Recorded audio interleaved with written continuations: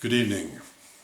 One of the worst nations on the planet is of course China when it comes to individual freedom and democracy. It's terrible. And you wouldn't think that any Western societies would like to mimic China, would you? But actually, Justin Trudeau and his jolly friends in the Canadian government, I think they have been studying how they deal with things in China, with people speaking up and how they deal with democracy. Yeah, because they have this thing, it's got a fancy name. It's called Canada's Declaration on Online Electoral Integrity. Nice, huh? Electoral has to do with the election that is coming up in Canada in October. And this is about the Minister of Democratic Institutions in Canada. Her name is Miss Gold. Yeah, appropriate name, isn't it?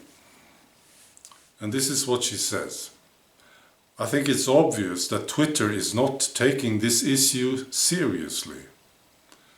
Otherwise, they would have acted in a faster way. And then she added that time is running out. Yeah, of course, the election is coming up. Ms. Gold blames Twitter for not having complied with Canada's Declaration on Online Electoral Integrity.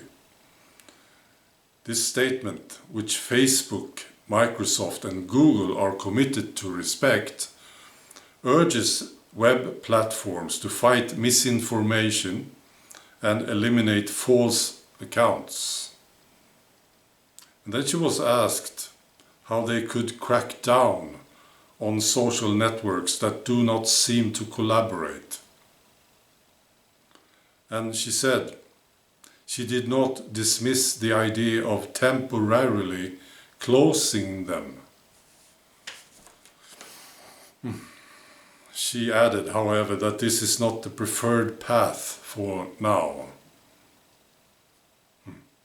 She didn't dismiss it. She says, it's something to see. I mean, this is beautiful. I read this paragraph twice and I still don't get it.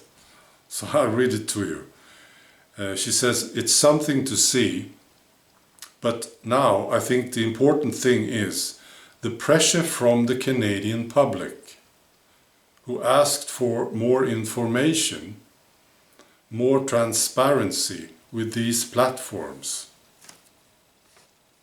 I don't get this, more information. So Canadian public asked for more information and more transparency.